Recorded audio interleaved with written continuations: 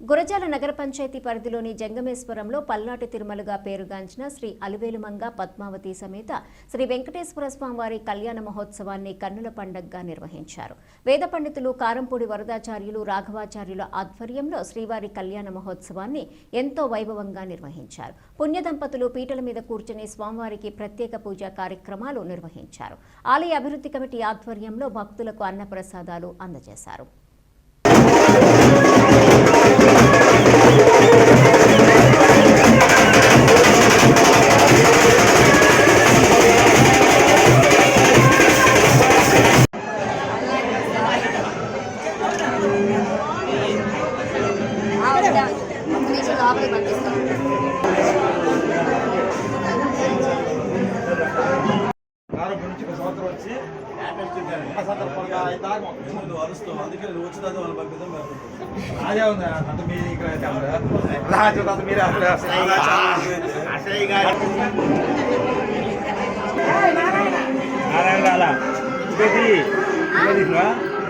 Narayana